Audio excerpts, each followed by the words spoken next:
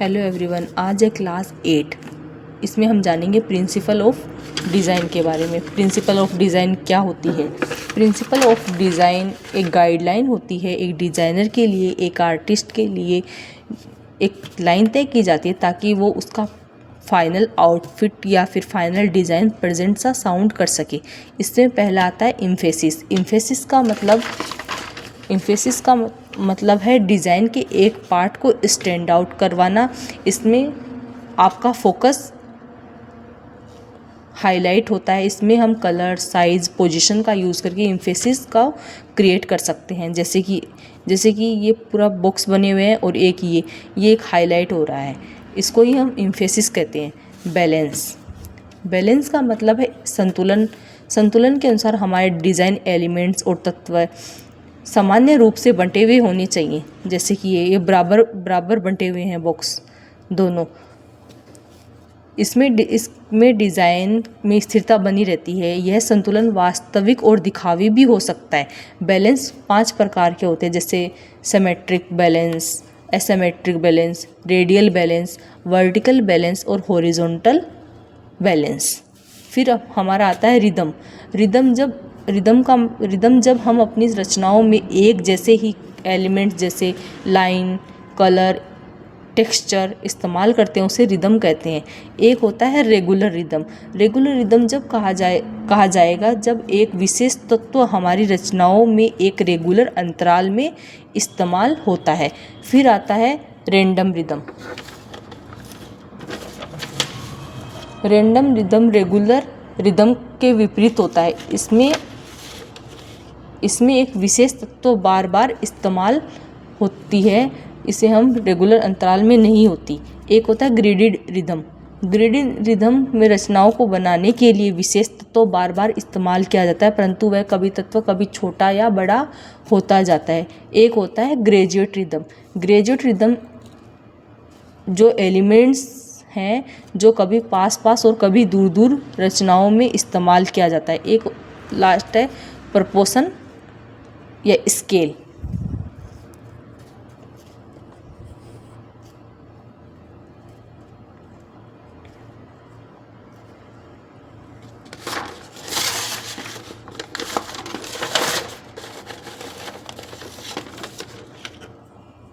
Proportion चौथा।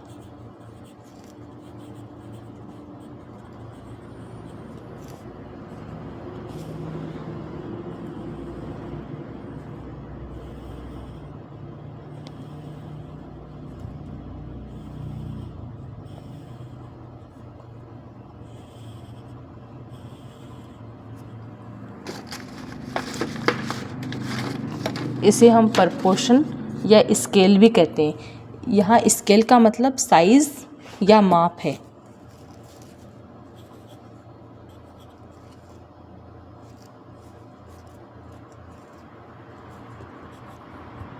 Size और proportion का मतलब है अनुपात या ऑब्जेक्ट। जैसे कि ये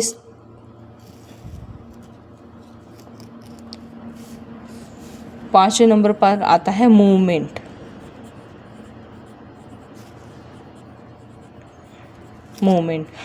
का मतलब है लय का इस्तेमाल करके आर्टिस्ट अपनी डिज़ाइन में गति का बहाव दिखा सकता है। इस प्रिंसिपल को इस्तेमाल करके भ्रम और बहाव की अनुपत्ति भी दिखाई जा सकती है।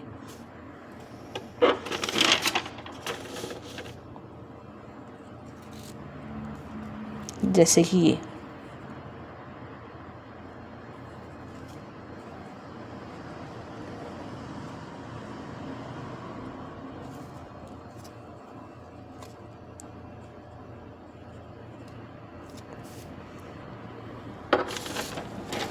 फिर हमारा आता है कॉन्ट्रास्ट।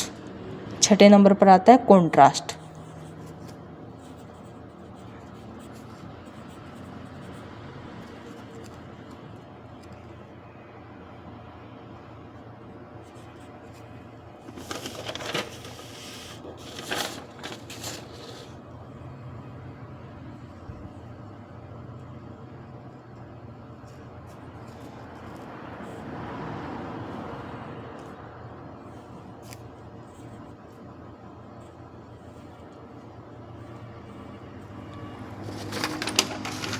कॉन्ट्रास्ट का मतलब है अंतर। कॉन्ट्रास्ट पाने के लिए हम दो अलग अलग एलिमेंट्स का उपयोग करेंगे, जैसे कि ये।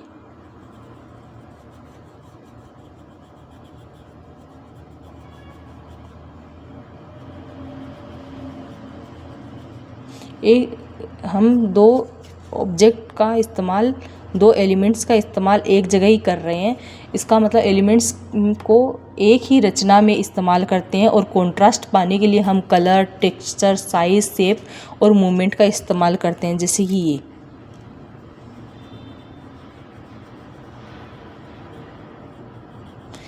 फिर लास्ट हमारा आता है यूनिटी।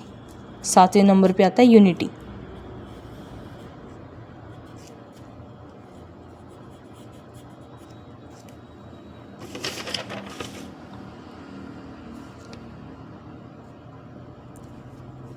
यूनिटी या हार्मोनी।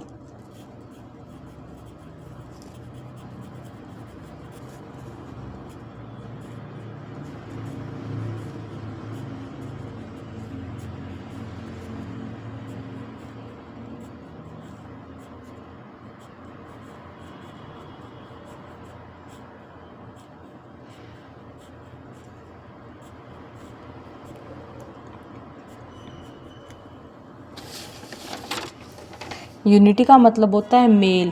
ये प्रिंसिपल का एक समापन का भाव अनुभव करवाता है। ये जब ही हो सकता है जब डिज़ाइन के सारे तत्व एक जगह सुयोजित हो, जैसे कि ये सारे बॉक्स एक जगह ही इकट्ठा है। ये हमारा है प्रिंसिपल ऑफ डिज़ाइन। एक बार हम दोबारा रिपीट कर लेते हैं। ये है एम्फेसिस।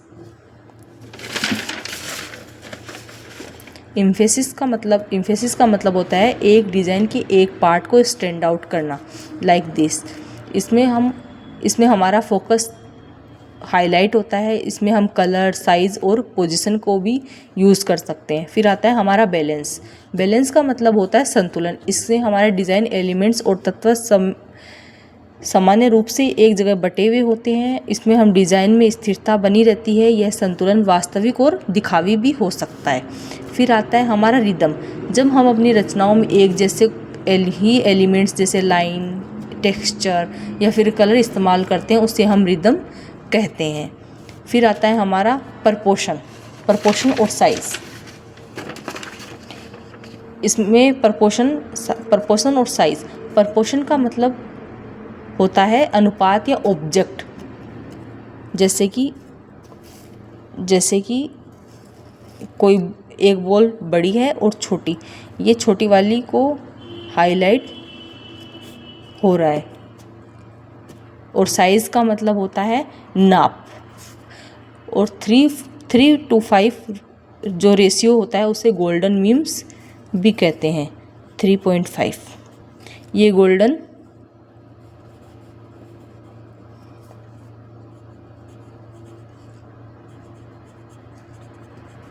होती है। फिर आता है हमारा मूवमेंट का मतलब होता है लय का इस्तेमाल करके आर्टिस्ट अपनी डिज़ाइन को गति के बहाव को दिखा सकता है। इस प्रिंसिपल का इस्तेमाल करके भ्रम और बहाव की अनुपति भी दिखाई जा सकती है।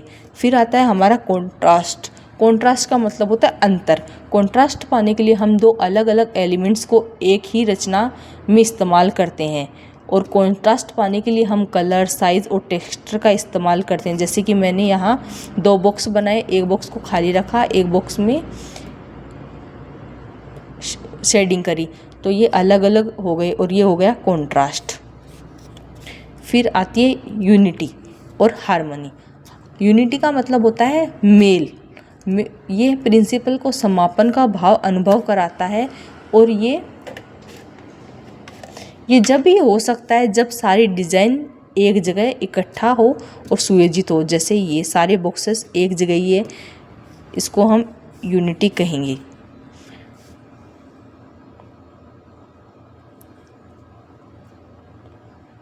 Okay, see you next class.